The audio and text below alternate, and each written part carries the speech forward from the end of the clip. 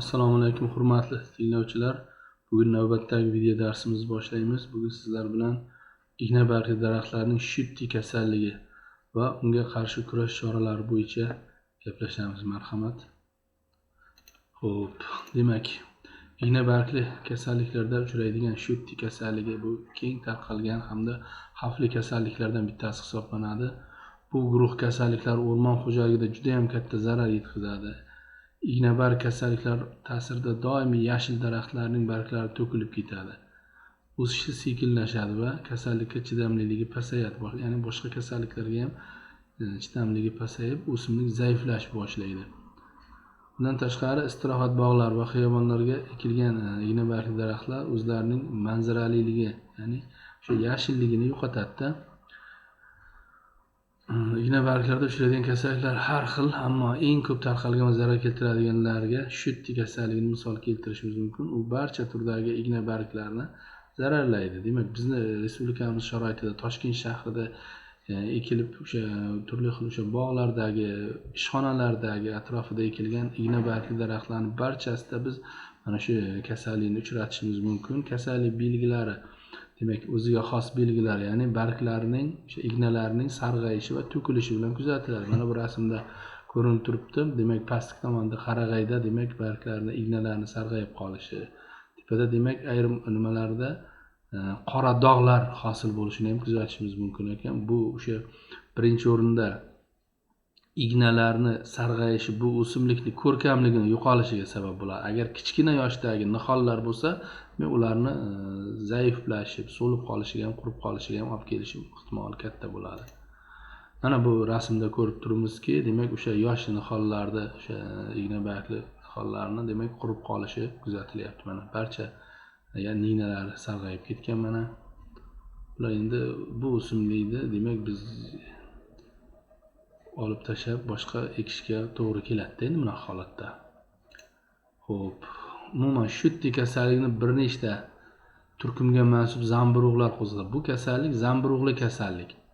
Zamburug'larni bir nechta turkumiga mansub turlar qo'zg'atadi. Demak, bulardan eng keng tarqalganlari Lophodirmium, Phasidium, Giphodirmilla kabi turkumlarga mansub zamburug'lar qo'zg'atadi. Kasallik birinchi marta 18-asr oxirlarida Germaniyada uchragan, aniqlanganda endi o'sha yerda. Shuning uchun u nemischa nom bilan Schütten, ya'ni to'kiluvchi degan ma'noni bildiradi. Demak, mana bu zamburug'lardan eng keng tarqalgani Lophodirmium pinastri nomi bilan yuritiladi. Xo'p, bu kasallik bilan bir nechta turdagi o'sha archalar, qarag'aylar, barcha turlari deylik, o'sha bir nechta o'simliklar zararlanadi. Xo'p, ayniqsa 1-5 yoshli qarag'ay o'simliklari juda ham xavfli hisoblanadi bu kasallik.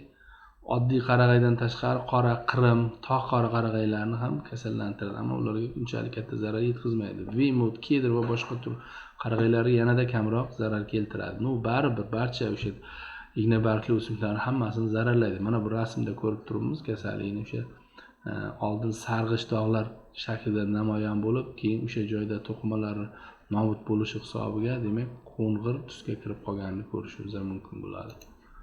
Xo'p, kasallikning kelib chiqishiga asosiy sabablar juda ham bisyor. Bu sabablardan eng nimalari, demak, shittyga kasallik qarag'ay o'sadigan barcha joylarda kuzatiladi. Ko'proq qalin ekilgan daraxtlarni kasallantiradi. Ya'ni ekin orasi juda qisqa bo'lgan vaqtlarda, demak, kasallik ko'proq uchraydi. Bundan tashqari kasallanish darajasi ob-havo sharoitiga ham bog'liq. Ayniqsa namgarchilik ko'p bo'lgan, yoz issiq kelgan kuz va qish oylarida kasallik avjiga chiqadi.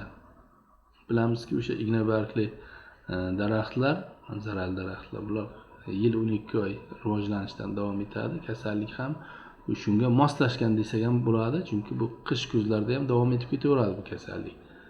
Ayrim turlari qorni tagida rivojlanadi. Shuning uchun qor shittysi degan nomlangan turlari bor. Shitty kasallik ayniqsa ko'chatzorlarga katta zarar yetkazadi. Ya'ni biz pitomliklarda o'sha archani turlarini, qarag'ayni turlarini yetishtirgan ko'chatzorlarimizda ham kuchli rivojlanadi, ya'ni yosh nihollarni kuchliroq zararlaydi.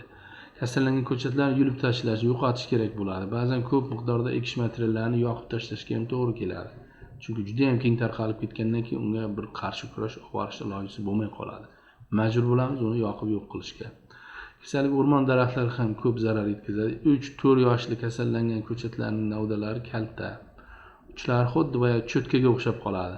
Sariq ignalar.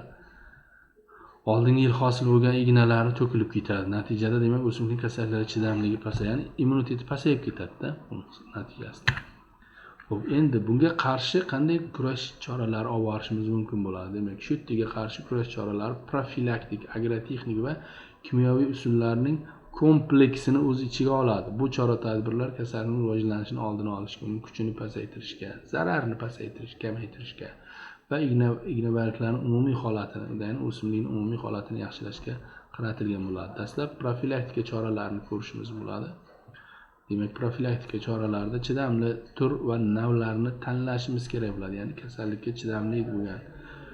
Xo'p, optimal sharoitlar yaratib berishimiz kerak bo'ladi o'simlikka. Igna barg daraxtlar yaxshi shamollatiladigan, quyosh nuri yetarli va tuproq drenaji yaxshi bo'lgan joylarda yaxshiroq rivojlanadi. Zich ekilgan va doimo nam bo'lgan joylardan saqlanishimiz kerak bo'ladi. Bu yerda kasallikning o'chog'i paydo bo'lishi mumkin. Ya'ni bunaqa joylarda kasallik ko'proq uchraydi.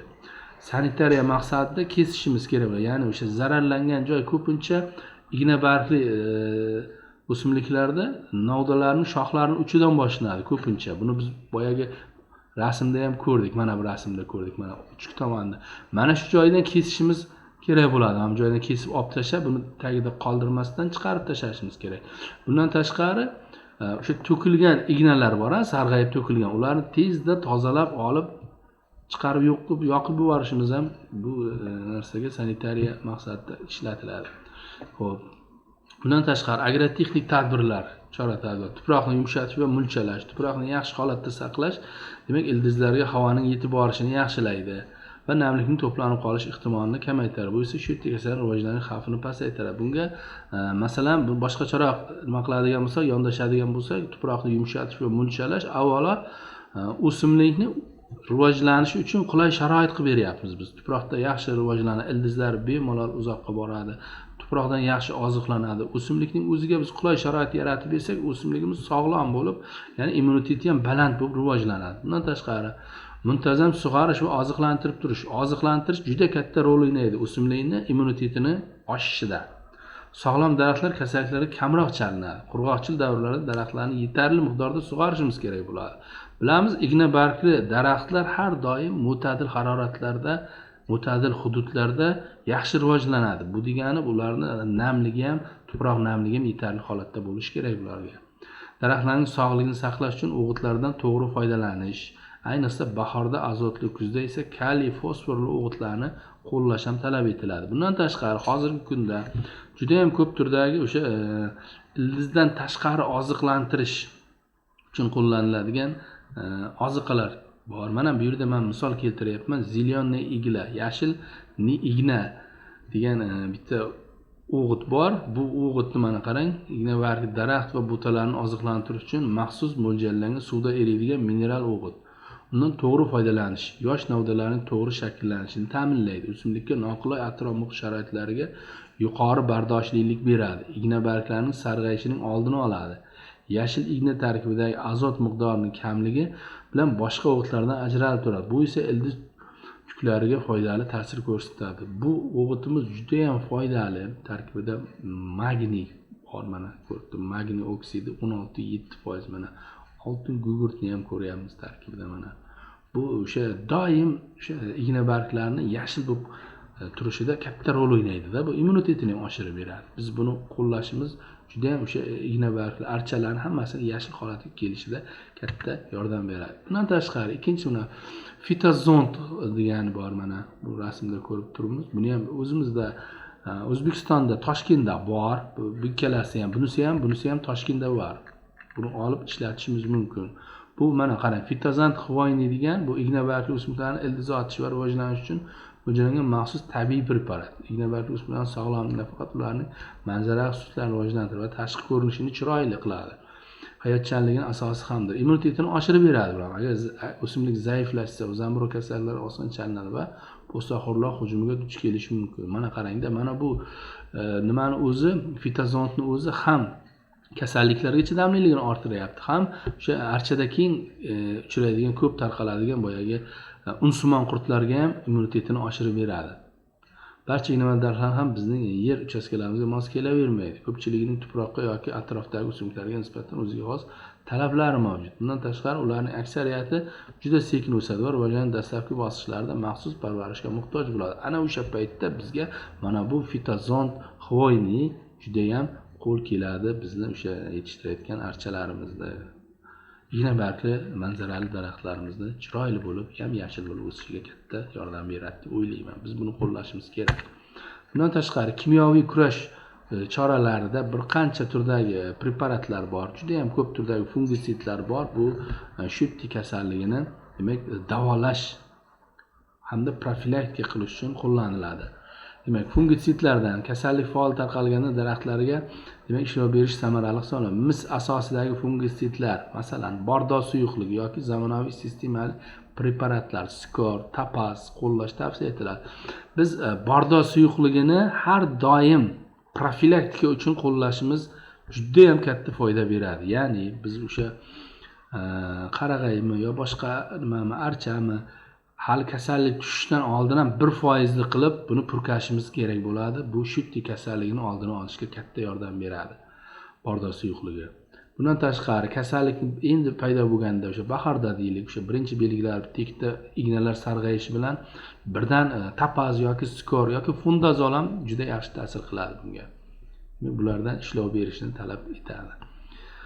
Demak, ishlov berish qachon bo'ladi? Bahorda ninavarlar endigina yozila boshlaganda va kuzda sovuq tushishidan oldin amalga oshiriladi. Bu kasallik qishin yozin rivojlangani uchun kuzda ham ishlov berish talab etilyapti. Ishlov berish jadvali eng yuqori samaradorlikka erishish uchun, demak, odatda zararlanish darajasi ob-havo sharoitiga qarab bir necha marta, mavsumda 2-3 marta ishlov berish talab etiladi. Biz agar o'sha kasallikni kuchli rivojlanishini oldini olishni o'ylaydigan bo'lsak, bordo suyuqligi bizga juda ham kerak bo'ladi. Har doim demak kasallik tushishidan oldin iloji bo'lsa profilaktika uchun 1% qilib uni purkashimiz kerak bo'ladi. Ya'ni keyingi fungisidlarni purkashdan buni oldi olinadi shunda. Ya'ni katta xarajatlarning oldi olinadi. Kasallik tushib bo'lgandan keyin 2-3 marta mana bu tapas skor bilan ishlov berishdan ko'ra bizga osonroq bo'ladi. Bordo suyuqligi bilan demak 1% qilib bir marta ishlov berishimiz kerak. Kasallikni demak oldini olish uchun. Xo'p, bundan tashqari biopreparatlar bor. Biologik usulda o'sha qo'llaniladigan trixodermiya yoki fitosporin kabi biopreparatlarni qo'llash tuproqdagi tabiiy muvozanatni buzmasdan zamburug'lik kasalligining rivojlanishini nazorat qilishga demak yordam beradi. Fitosporin yoki organika S preparati bor. Bu ham kasallikning rivojlanishida juda ham yuqori ta'sir qiladi. Demak, bundan tashqari daraxtlarning holatini kuzatish va nazorat qilib turishimiz kerak bo'ladi. Endi profilaktika chorasini qo'llash uchun ham doim biz kuzatib turishimiz kerak bo'ladi daraxtlarni. Demak, daraxtlarda kasallik alomatlarini muntazam tekshirish, Shuttini erta bosqichda aniqlash, ya'ni kasallikni biz qancha erta bosqichda aniqlasak, unga qarshi kurashishimiz, uni davolashimiz shunchalik oson bo'ladi. Agar kasallik kuchli rivojlanib ketgandan keyin biz qarshi kurash olib bormoqchi bo'lsak, unda qiynalamiz. Ya'ni ko'proq vaqtimiz ketadi, ko'proq iqtisodiy tomondan o'sha preparatlar, turli xil fungisidlarni sotib olishimizga talab etadi-da. Shuning uchun iloj boricha ertaroq aniqlashimiz kerak. Innovatsion ahvolni, shuningdek, daraxtning umumiy holatini, jumladan ildizlar va tuproqni kuzatib borishimiz muhim hisoblanadi.